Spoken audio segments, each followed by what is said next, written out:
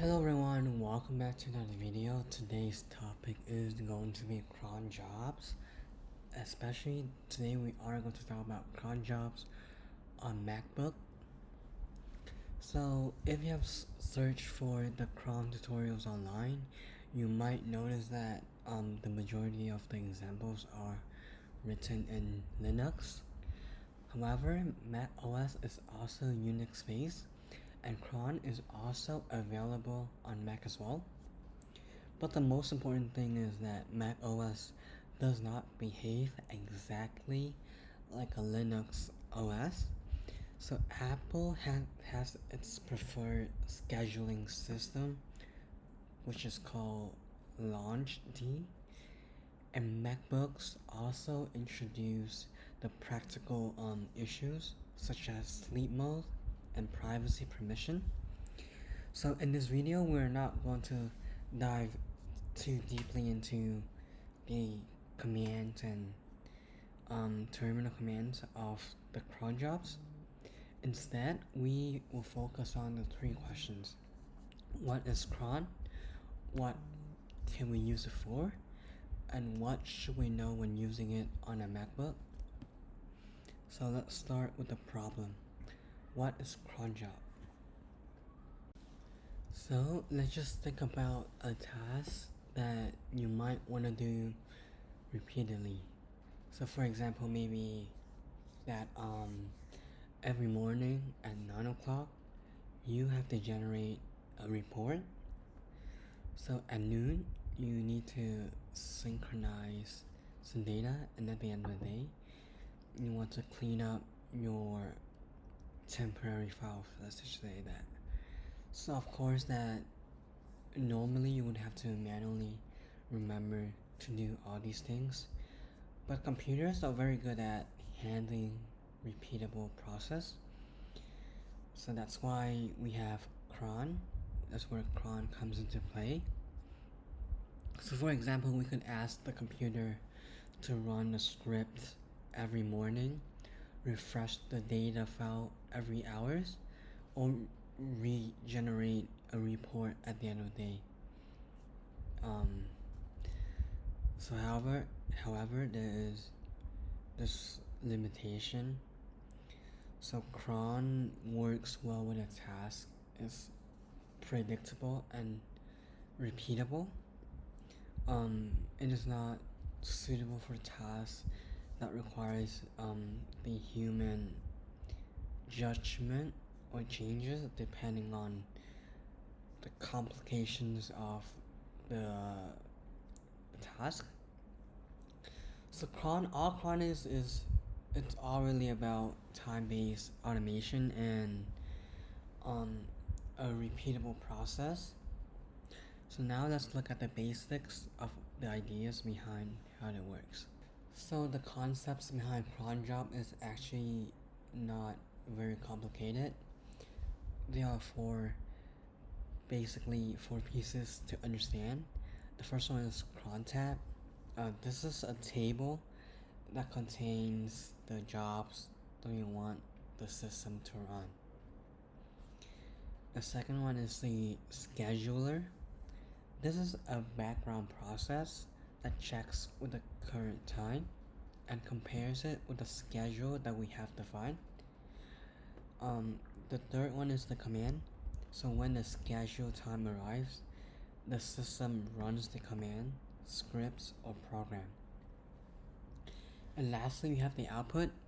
So the command might create a file, or generate a report, delete some sort of file, send information to somewhere, or just simply write something into a log.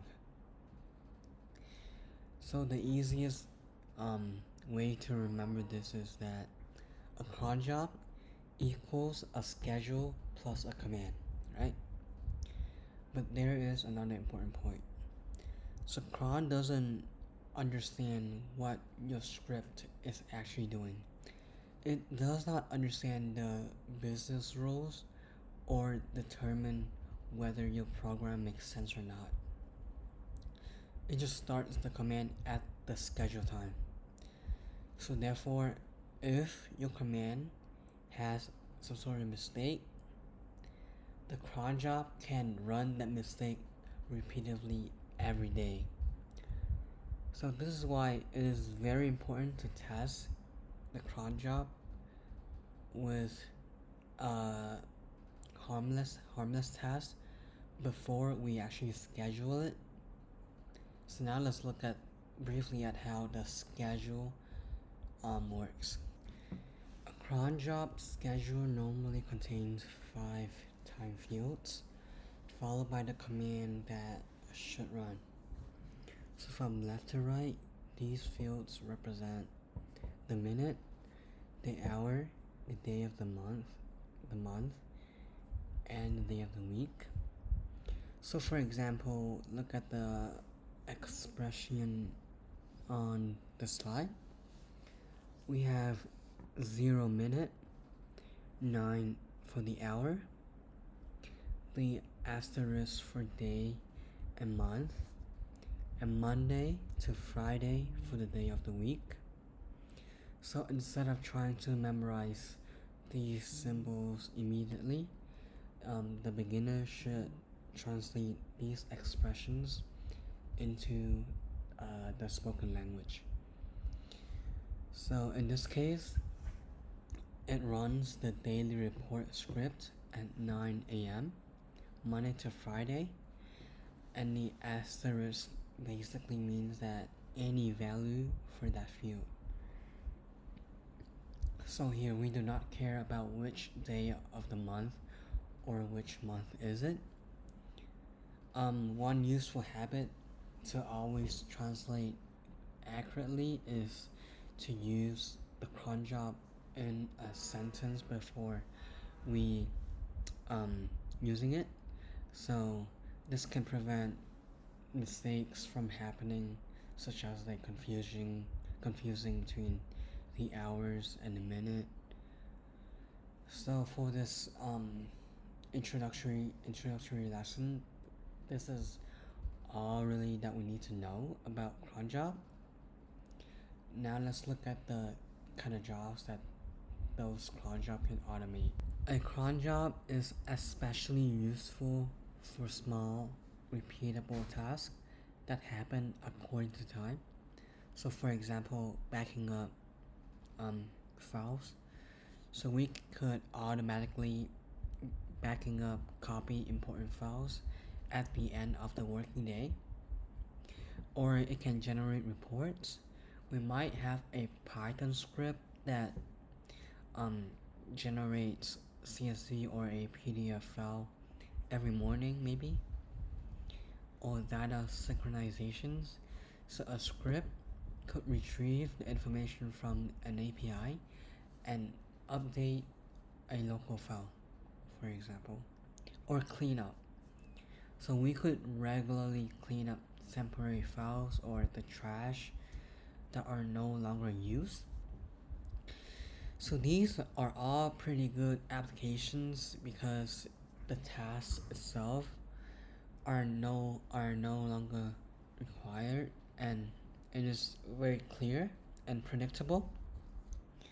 But on the other hand, if we use cron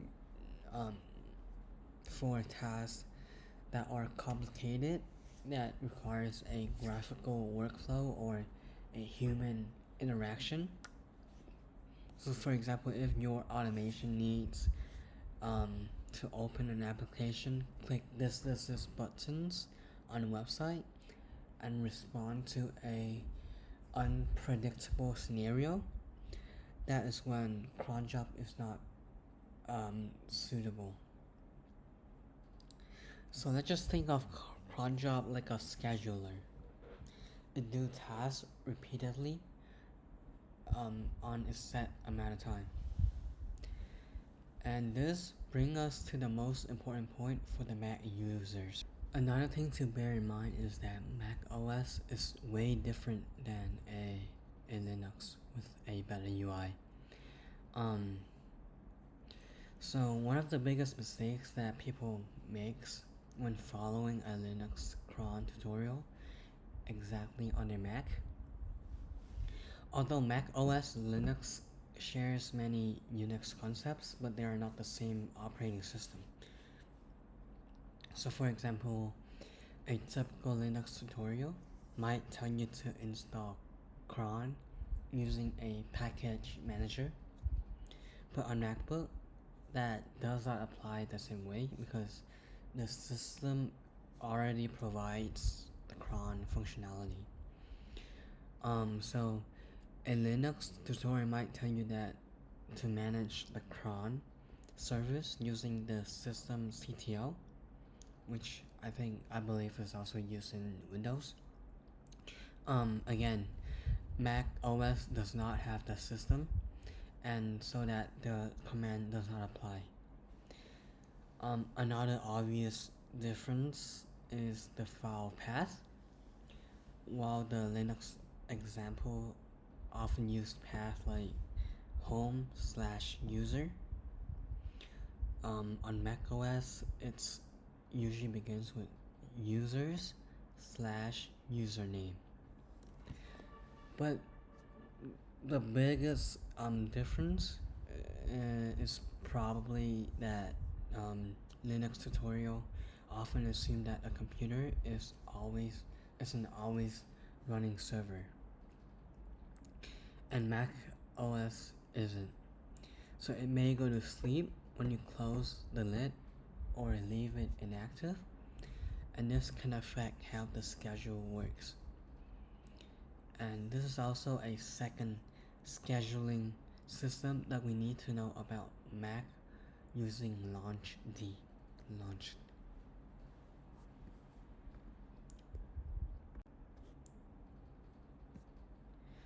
So which one should we use a Mac, a cron, or a launchd?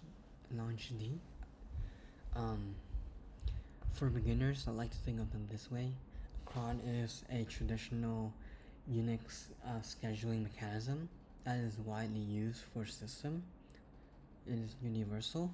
On the other hand, the launch is Apple's native system for managing background processes and services.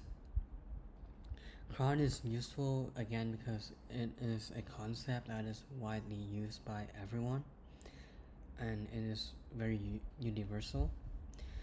And cron can be reasonable for simple scripts. However, when we want to run on a Mac for a long period of time, the launch is generally more appropriate to the Mac OS native choice. So the main takeaway here is not that which one is better, which one cron is not superior to launch. It is that understand cron and choosing cron are completely two different questions. Learning cron is useful because you can use it on Windows, Unix, Linux. But when we want to build a real long-term automation on a MacBook, we should use launchd. So now let's summarize what we have learned. So first, cron equals a schedule command. You define something that should happen and specify that command. The second is Mac OS does have cron, and it generally accepts and works fine on the Linux tutorials, and those are still very useful, by the way. But Mac OS also have launchd, which is a Apple's native mechanism for managing background processes. And third, we have to remember that a MacBook sleeps. This might sound very obvious, but it fundamentally changed how we think about schedule automation. So a personal laptop is not always the same environment as a always on Linux server. And fourth, reliability requires visibility. If you automate something that is important, make sure to keep the log or some kind of output that you can verify if the task actually runs successfully. And final mental model that I would like you to remember is that learning cron is to understand a schedule automation. However, you could also consider to use launchd for the automation that requires a strict manners on MacBook. And before we finish, here are the reference for this introduction. Thank you for listening. If you guys have any questions, just comment down below. And stay tuned for more tutorial. Goodbye.